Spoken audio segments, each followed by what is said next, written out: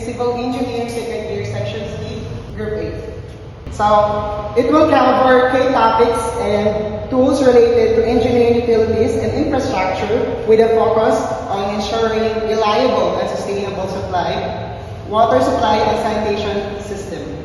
This presentation provides a comprehensive overview of the GAIL legislative frameworks and planning tools that are crucial for ensuring clean water supply and proper sanitation in the Philippines.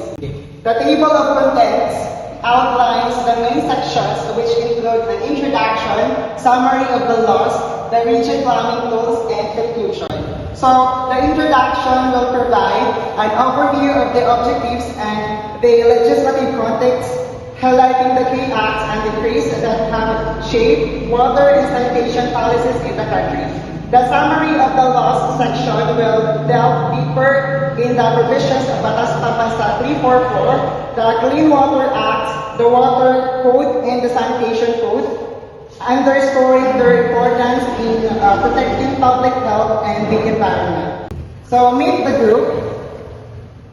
Mary Jane Silo is the team's backbone, providing unwavering support and ensuring that the group's efforts are well. And also, Emerlito Tan is the team's visionary, constantly exploring new ideas and pushing the boundaries of what's possible. And also, Miten Eutinorio, the team's problem solver, always ready to tackle complex challenges with a calm and methodical approach. And also last, Katrina Vicencio is a dedicated and hardworking member of the team.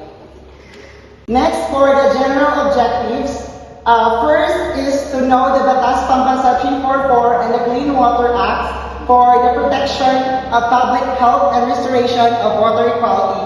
The second general objective is to identify the Water Code and sanitation for equitable access to clean water and sanitation facilities for all communities, including rural and underserved areas.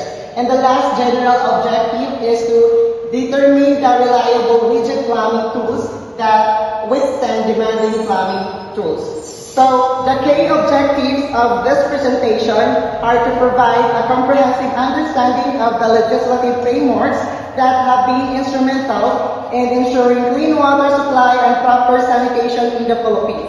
Firstly, we will have a Batas Pambansa 344, also known as the Accessible Law, which promotes the rights and welfare of persons with disabilities, including accessibility to water and sanitation facilities.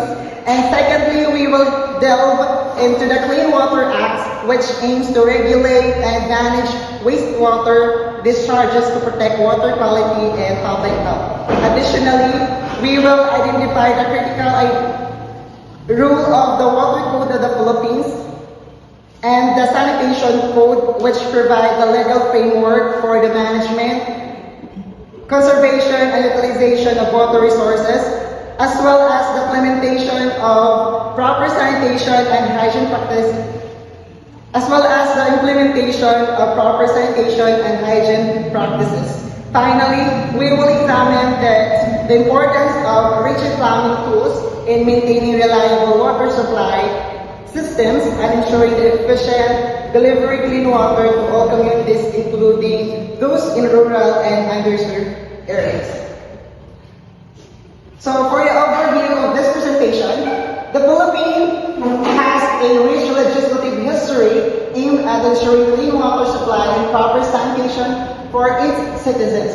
Batas Pambansa Act 344 and the Clean Water Act have been instrumental in addressing water pollution and promoting sustainability. Presidential Decree number 1067, known as the Water Code of the Philippines, provides the legal frameworks for the management, conservation, and utilization of water resources. Also, Presidential Decree number 856, or the Sanitation Code of the Philippines, focuses on ensuring proper sanitation and hygiene practices to protect public health. Additionally, rigid plumbing tools are widely used in the Philippines and a crucial role in maintaining water supply systems. So, moving on to Batas Pambansa 344. Batas Pambansa Pambansa 344, also known as the Accessibility Law, was enacted in 1983. This landmark legislation was a significant step forward in promoting the rights and welfare of persons with disabilities in the Philippines.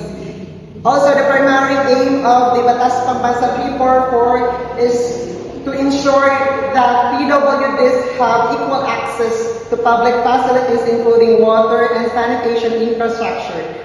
The law sets accessibility standards and requires the provision of features such as ramps, designated parking spaces, and accessible transformation to enable PWDs to fully participate in society.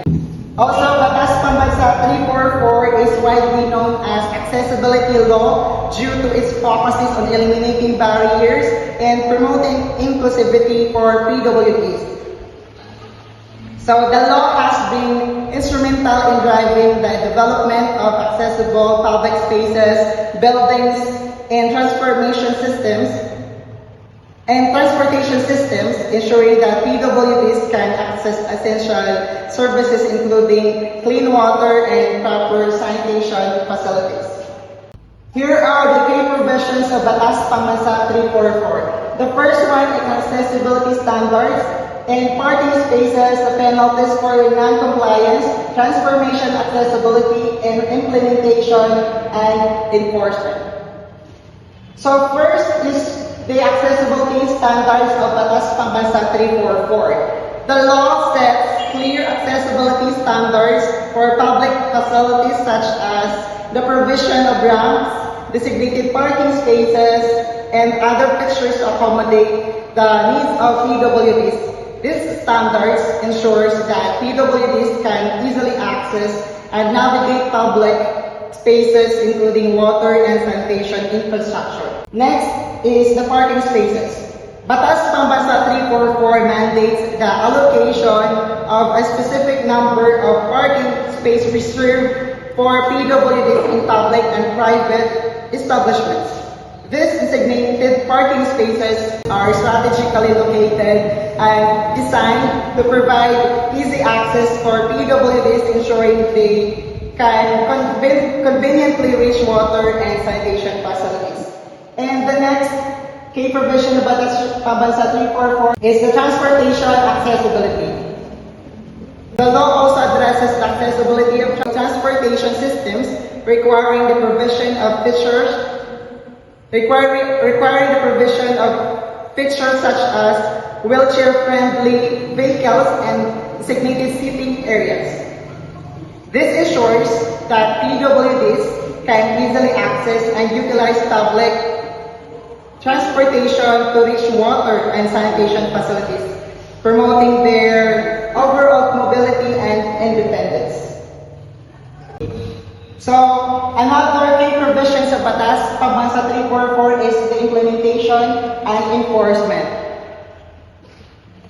This assigns responsibility for the enforcement of accessibility standards to various governments, agencies including the Department of Public Works and Highways or DPWH and local government unit of LGUs. These agencies are tasked with ensuring compliance with the law through inspections, monitoring, and assurance of permits and clearance for building constructions and renovation projects. So the last key provision of Batas Pambansa 344 is the penalties for non-compliance. The law imposes penalties including fines and possible imprisonment on individuals or entities found to be in violation of this provision. This serves as a deterrent to non-compliance and encourages adherence to accessibility standards. So, Batas Pambansa 344 represents a significant step towards promoting inclusivity, equality, and dignity for PWDs in the Philippines. By addressing physical barriers to access in public spaces and transportation, the law aims to empower individuals with disabilities to fully participate in society and exercise their rights as equal citizens. However, challenges remain in the effective implementation and enforcement of the law, including the need for greater awareness, resources, and continued advocacy for the rights of PWDs. This law ensures that buildings, institutions, establishments, and public utilities are accessible to persons with disabilities, and the violation of this law can result in penalties including fines and potential legal action.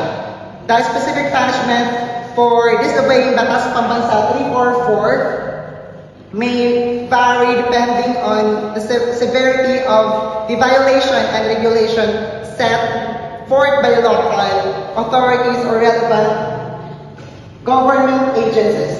So, here are the general penalties for violating the Batas Pambansa 344. The first one is fines.